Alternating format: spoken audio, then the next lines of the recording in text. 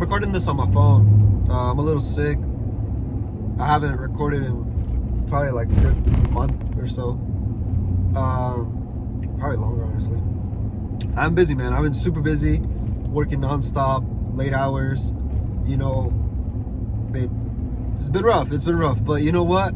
It's part of the grind. It's part of the process. You have to go through the mud or whatever, etc., whatever they be saying. But yeah, I want to talk about. I just thought about this right now. I seen a older lady, probably like in her 40s right now, in a Mercedes C300, right? Now, the C300 is a good car. It's like, I'd say it's like the Accord of like German cars, you know? I feel like that's something that was hard for me to understand. Like, I think Doug DeMuro touched on it when he said that, like, he realized that, like, he used the example of the SC400. If you don't know what that is, or the SC430, go search. I'm sorry for the shakiness. Like I said, I'm recording on my phone. I didn't bring my camera, but go search up what an SC430 looks like. He said that when that was announced, he thought, and him and a lot of other people thought, that's never going to sell well. People aren't going to buy it, you know, etc., etc. And he was thinking from the perspective of a car enthusiast, you know? I share that perspective. I don't really like the way SC430s look. You know, they're just not my kind of car. When they came on the market, they started selling very well, super well, to elderly people. You know, and then it made me realize something, that when it comes to business, when it comes to, you know, all sorts of, you know, like more than anything in business, sales, all that, whatever, etc., etc. You need to understand one thing. You need to understand your audience. Okay? A lot of people dream of having a Mercedes-Benz. That's their ultimate, like, top of the line car. Now, I personally, if I was to get a Mercedes-Benz, it'd be an older 300E, an E55, either W210 or W211, doesn't matter, I like both, or probably like an S63, one of the modern ones. I don't know the exact code, the chassis code, but one of the modern ones. That'd be my taste. A lot of people dream of just having a C300. That's it. Like, they just want a nice Mercedes to get around town. That's what they want. That's what they dream of. You know?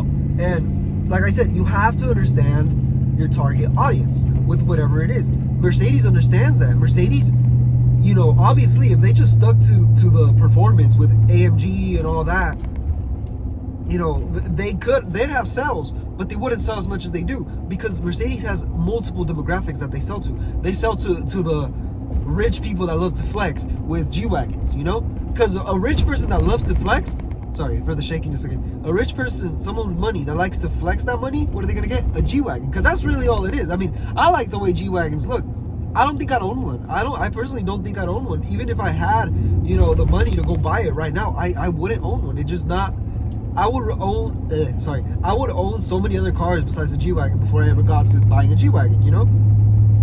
That's just my thing. You know, I feel like, I might be wrong, correct me if I'm wrong, but a G-Wagon is not strictly, but it's more geared for, you know, the people that buy things such as like Jeeps, that buy things like, you know, the LXs and GXs, the Highlanders, the 4Runners, stuff like that. People that buy that stuff, Land Cruisers, people that buy that stuff, that's like the top of the line. Or just people, like I said, that love to flex, because that's all it really is. They're great off-road, but who's taking a G-Wagon off-road? There's probably like 0.1% of G-Wagon owners take their G-Wagon off-road, and that's just the truth.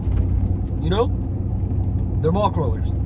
Now, like I said, Mercedes knows this. So what do? They make multiple products to multiple, you know, demographics of customers. Now, you have to apply that in your own life, in business. You know, you have to make stuff that appeals to everyone. Because if you just make stuff that appeals to one demographic, you know, it'll hit, but you won't be as successful as you could be. Now, me personally, I want to make, you know, like my videos, I don't know if I said this, but I'm sick. I can hear myself, like how I talk right now, and I'm sorry. I truly apologize. And again, I apologize for the shakiness. But anyways, moving on. Like, my videos, the videos that I want to make, more than anything, they're more, you know, I want to make content that appeals to a younger demographic or older, it's fine.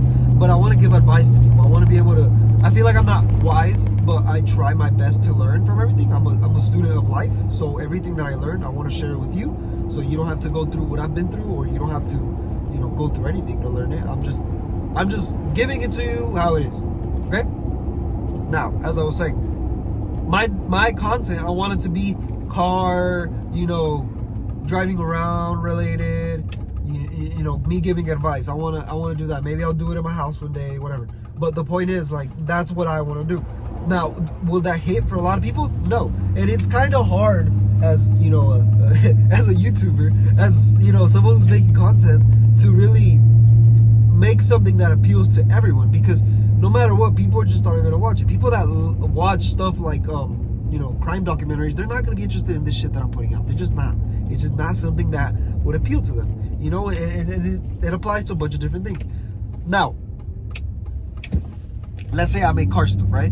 I'm making car talk, let's call it that. I'm making car talk videos. If I start making car talk videos where, I might record myself going on a drive, like I do right now, or I might go on a more spirited drive, that could just be a video of its own. I could do a video of, like, I'm driving a car and I could talk about the car, and then I relate that to some, life lesson or something, I don't know. I could do that. I like that idea. I could do that. I'll try to do that. I'll try to find someone who lets me borrow their car, and I'll research about the car, and then, go from there. But my point being, back to the C300. That's something that's really stuck out to me, in my life, because once I understood that, I've loved cars since I was little. And once I started understanding that, hey, some people just don't like cars. Like, some people genuinely don't like my mom has a dream car. My mom's dream car is a C7 Corvette. That is her dream car. My mom doesn't like cars. My mom likes a C7 Corvette. And there's a lot of people in the world like that. A lot of people don't like, cars, but they like a Lamborghini, I don't fucking know, Huracan. That's their dream car, but they don't know anything about, you couldn't talk to them about BMWs and M series, it's not like, I was going to say ignorant. I don't want to say that. I don't want to use that word. It's not ignorance. It's just, they're just not into that. Like, what was Lamborghini's slogan? Or not slogan, but what message did they put out? They're like, we don't make commercials because the people that buy our products are not sitting around watching TV. Stuff like that. A lot of people just don't care for cars, but they like Lamborghinis. They like Ferraris. I feel like Ferraris is a little different, because if you like Ferrari, you more than likely like racing. Because I feel like Ferrari has that heritage, they have that lineage of, our product is, like race. They appeal to the F1, stuff like that. That's what their demographic really is. Like, to buy a new Ferrari, like, I don't know if you know exactly the process. I don't know fully, but from what I know, from what I've seen, to buy a new Ferrari, you have to, like, be able to buy a new Ferrari, you have to be at Ferrari events. You have to go to races. You have to, like I said, events and stuff like that. Like, you have to be really involved with the brand. And then you might qualify to be able to purchase a new Ferrari. That's just the way they work. So I feel like if someone likes Ferrari in that aspect, I like Ferraris, but I don't like the new ones. It's just not my thing. I grew up seeing the Testarossas. I grew up seeing the 360s, the 488s, 458s. I grew up seeing that. I didn't see, I don't really like this new stuff. It's not my cup of tea, Porsches, etc., etc. Porsche as well. I feel like Porsche is a brand of, if you like Porsches, you more than likely like cars, because Porsche is a really, like I've seen Porsches on the road, and I pointed out to my parents or just other people in general, and they'll be like, what about it, And it's like, bro, but if you see a Ferrari, everyone's like, oh my God. You see a Lamborghini, you're like, oh my God, a McLaren. It's the hype about it. Porsches are more, low key. If you really think about it, Porsches are more low key. They're not really flashy and all this. I guess with the new GT3s and all that, they kind of become flashy, but for the most part, they're not. They're not flashy cars. They're not meant to be, hold on. All right, so I'm parked on my house. As I was saying, they're not flashy cars. They're not cars meant for people that, that go out and and they want to flex on the weekend. You know, the Porsches are more meant for people that, you know, 911s and stuff. I'm not talking about the GT3s because that's a whole different story. GT3Rs, GT2Rs, all that. They're a whole different story. But they're meant for people that drive. They're meant for people that go out and experience the car. So, you know, Porsche knows this. So what do? They advertise to those people. You know, they make their cars be more, you know, I don't know, how do I say this? If you like Lamborghinis, you more than likely you're just wanting to flex, because I feel like, yeah, the driving experience has got to be insane, but at the end of the day, it's like I doubt any Lamborghini drives better than a 911, a Carrera. You know, it's just not. It's not a thing. That's my, you know, I'm not saying that's a fact. That's my opinion. That's my fully. I might be wrong, and if I'm wrong, you know, so be it. I don't care. I do care, but like, you know what I mean? Like, whatever. I don't know if you know what I'm getting at. You know, what does Porsche do? You know, think about it. So Porsche, the cars, you know, 911s and the Caymans and all that, the Boxsters and all that. What do they promote to? They're more cars, performance cars more than anything, sports cars and stuff. They're more geared towards men. If you really think about it, they're more geared towards men. So what did Porsche do? You know, they started making, you know, okay, so a man that young people don't really buy these cars. Let's be honest. Young people aren't really going out here buying these cars. It's few and rare. Even if you see all the time online, these people it's few and rare. Like, counting the whole world, you know? It's older people, you know, people in their 40s, in their 50s, you know, 30s, whatever. Just older people who have, you know, worked hard. They've been able to acquire the money, and they're at that point in their life where they can purchase a car like this without worrying, okay? Okay, let me turn on my truck. These people now, you know, a man, let's say a family man, you know, goes out and buys a 911. Cool. You can have the 911 experience, but it's like, you're just going to drive it alone, or with your wife, or with a kid. You know, you're not really going to be in a 911 with your whole family. So what did Porsche do? They started introducing the SUV. Now I'm not saying that's exactly how it went. I'm not saying that's exactly what they planned out in you know, the Porsche, you know, studio or whatever. But think about it. That's the way that it works. That's the way that they grew their audience. Because, you know, there's a way, like I saw it on another video about Volkswagen. You know, people don't go out of their way to buy a brand new Tiguan. You know, they don't go out of their way to buy that most of the time. You know, people who buy Volkswagen is because they like something from Volkswagen, whether it be a Jettas, Golfs, or the old Beetles or new Beetles or whatever. You know, there's more than anything, people buy what they feel. You know, how they feel. People buy how they feel. You have to make them feel, you know, to buy. So they might have a good memory with a Beetle when they were younger. Their dad might have had one, or their uncle or their cousin or whatever. You know, they might, the vans, you know, I don't know what they're called, but you know, the vans, you know, the Volkswagen vans, you know, they might have a memory of that. My mom does. My mom remembers them. You know, my mom loves them, you know? So it's like, my mom could go out, you know, that's her car right there. My mom could go out and buy, you know, a Volkswagen because she has a memory of the Volkswagen, you know? It's an emotional thing. So it's like, if you can promote that, you know, like, let's say, like a Cayman, you know? Not a Cayman. What are they called? The freaking SUVs. You know, a Porsche SUV, you know, I think they are called, no, they're not Caymans. They're not called Caymans. Whatever. The point is, you know, a Porsche SUV, who goes out and buys it? It's usually, what was the meme? A soccer mom. You know, who buys SUVs? Soccer moms. That's who buys the SUV, because their husband loves Porsche. So what do these ladies do? You know, you know your husband. You love your husband. What do you know? He loves Porsche. So what do you see? Oh my God, you know, this Porsche SUV is kind of cute. You know, the interior is nice. It's really nice. You know, I have space. You know, I can take all the kids. I can go out. You know, I'm not going to be, you know, it's practical. It's not that unreliable. You know, even though like people who buy those kind of cars aren't really caring about that.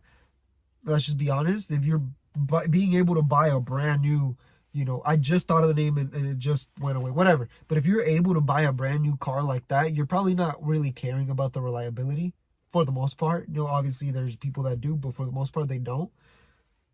So what do? They go and buy one because it's an emotional thing, you know? Now, I'm not saying that's every case, but there's cases like that. You know, you have to see the fact that people buy what they feel. Like I said, You know, if you can make someone feel good, you know, about a possible purchase, they'll more than likely do it.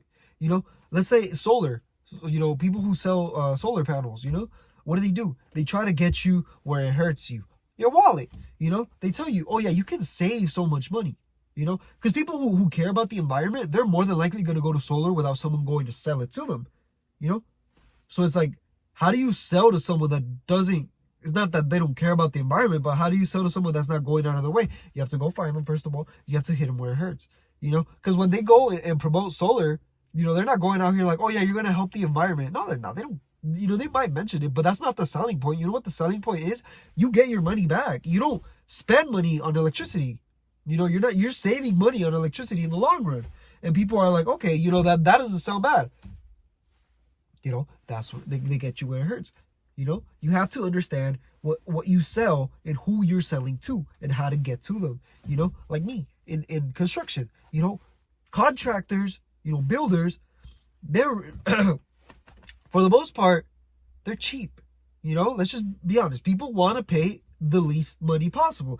Obviously, there's people out here that will pay what you ask, and they'll do it gladly because they know your work and they're happy working with you. You know, and those people I respect everyone. Okay, I'm not trying to say I don't respect the other people, but everyone's trying to pay the least amount possible. That's just a fact of the matter. If you're people go to Costco because you spend less and you get more. You know, and that's exactly what, you know, I'm doing. I offer more. I offer full exterior packages. I offer full stucco, stone, siding, roof, whatever you want. You know, for the most part on the exterior, I do that. I sell that to you and I bundle it. Now I give you the full price, you know. Okay, I can do the roof for for 10K and the siding for 10K, you know. Rough numbers, these aren't exact, right? 10K and 10K. Or I can do both for 17. You know what I mean? So now you can take that and you can be like, okay, I can just get the roof and then go to someone else, or I can just get both done, you know, for 17. You know, I can take that, you know, lower amount because I'm selling two things, so I still make money and they have peace of mind because now I'm taking care of that. You know what I mean? So it's like you have to get people where it's not like when I say emotional, you get what I mean, but I'm not trying to say like, you know, where it's like some deep, you know, rooted memory. If you can, good. But I'm trying to get them where, like I said, where it hurts their wallet. People don't want to pay a lot. If you can sell to them and still make your money while you're offering them a lower price, bro, you're pretty much, you're golden, you know? And it takes, a lot of it has to do with, you know, like I said, it has to do with what they seek. You know, people who buy C300s, you know, what do they want? They want a Mercedes Benz because when they were younger, they saw, you know, their dad probably drove a Ford Taurus, or, you know, I'm not saying the Taurus is a bad car, I'm just saying what, you know, or a Toyota Camry, you know. And what did they see? They'd see a Mercedes Benz in public and they'd be like, oh, that's a nice looking car. And they'd be like, yeah, that's a Mercedes Benz. You grow up, you see movies, what do you see? Mercedes Benz, you know, high class cars.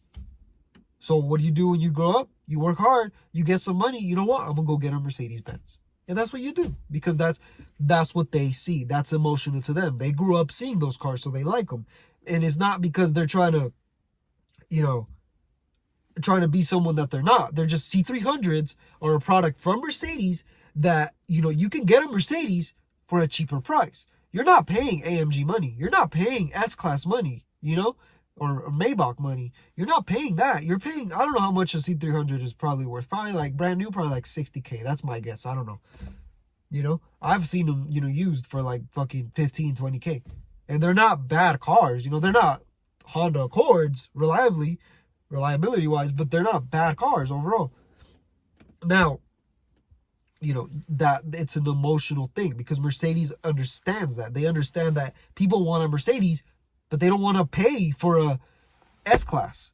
So what do? We sell them a cheaper Mercedes. You know, you get modern things. They look nice, good material. Not the best, just good quality. A C300 is probably like, you know, a high quality Toyota, if we're being honest. You know, a Camry. You know, I don't think there's much difference, honestly. It's just more than anything is the badge nowadays. Because I feel like back then, more than anything, you know, Camrys, like if you went from a Corolla to you know, a C class or an E class, you know, you could see the difference. But nowadays, I feel like, you know, everything comes the same. You know, there's not much you can innovate in. You have to, everything's the same. You know, every manufacturer does the same thing for the most part. So it's like, you know what I mean? I don't know. Just a little rant. Just what I thought of, you know, when I saw a elderly lady on a C300. You know, that might not even, she might not even, that might not even be hers, bro. She's just driving it. I'm just out here, you know.